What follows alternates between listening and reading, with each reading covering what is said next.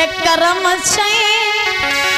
कछु करवाइले और होनी बड़ी बलवान करम कछु करवाइले होनी बड़ी बलवान।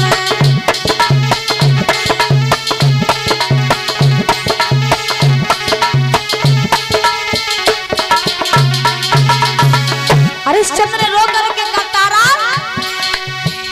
कर्म से बड़ा और समय से बड़ा संसार में कुछ नहीं होता है।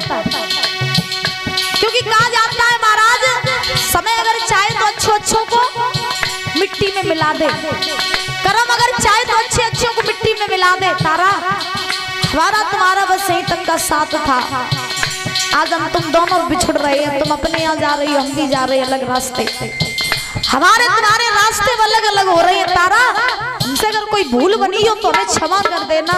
और देखो वहां जाकर के ना तुम मेरी याद मत करना। क्यों? क्योंकि मैं नहीं चाहता कि तुम कहीं भी रहो तो तुम्हें मेरी याद आए। और सुनो, जहाँ भी जाना मेरे बच्चे को अच्छे संस्कार देना, अच्छे गुण देना, इसको भी सत्यवादी बनाना, इसको भी दानवीर बनाना, मेरे ही जैसा। किसी भी चीज की इसको कमी नहीं होने देना और कभी भी इसको इस बात का एहसास नहीं होने देना कि इसका बाप नहीं है, इसका बाप बिक गया है। तारा, अब हम तुम दोनों जा रहे हैं तो कर्म से बड़ा कुछ नहीं होता। हरिश्चंद्र बोले कर्म कछु करवाइले होनी बड़ी बलवान कर्म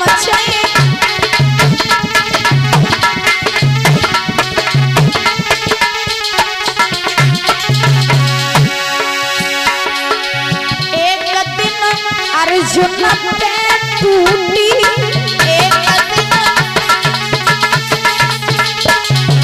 गोपिका बिलन लूटी गोपिका बाण सब झूठे पड़ गए, बाण सब झूठे पड़ गए होनी बड़ी बलवान।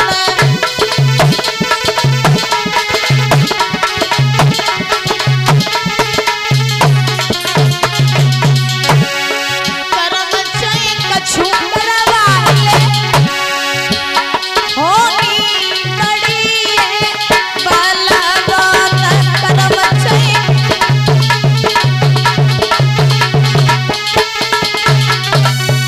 आज महाराज ध्यान रखना, हरिश्चंद्र ने जवाब दिया, तारा, लोग मर जाते हैं फिर भी अपनी पत्नी अपने पुत्र को बेचते नहीं है, लेकिन हे तारा क्षमा कर देना, आज हमारे तुम्हारे रास्ते अलग अलग हो गए, हमारा तुम्हारा संग बस यहीं तक का था, कोई भूल हुई हो तो हमें क्षमा करना। इतना कह करके राजा हरिश्चंद्र कालू मेहतर के साथ चले गए। तारा ब्राह्मणी के यहाँ पर आई, आकर के भोजन बनाने का काम करने लगी और हरिश्चंद्र कालू मेहतर के यहाँ पर जाकर के पानी भरने का काम करने लगे। अब कालू मेहतर ने हरिश्चंद्र के भोजन के लिए एक दुकान नियुक्त कर दी, दुकान। और कालू मेहतर ने हरिश्चंद्र से कहा, देखो जब भी तुम्हें भूख लगा करे तो तुम इस दुकान से आया करना, भोजन कर जाया करना, मेरे यहाँ भोजन तुम मत करो क्योंकि तुम्हारा धर्म नष्ट हो जाएगा। तो हरिश्चंद्र भोजन करने के लिए जैसे ही बैठते तो विश्वामित्र को तसल्ली नहीं हुई। विश्वामित्र कहीं कुत्ते का रूप बना लेते, कहीं बिल्ली का रूप बना लेते और महाराज हरिश्चंद्र के सामने बैठ जाते। जैसे ही हरिश्चंद्र आज खाने के लिए बैठते, सामने विश्वामित्र बैठ जाते तो हरिश्चंद्र को दया आ जाती।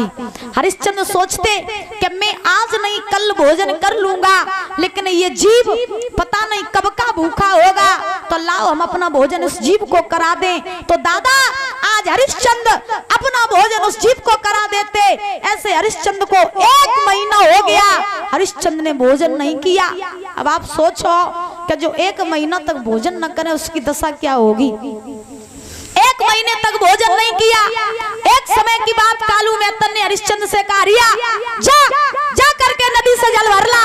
तो हरिश्चंद्र ने महाराज घड़ा ले लिया, सर पर रख लिया, चलने लगे नदी के लिए। नदी पर पहुंचे, घाट पर पहुंचे, जल तो भर लिया, लेकिन शरीर में इतनी शक्ति नहीं है, शरीर में इतना बल नहीं है जो घड़ा को उठा सके।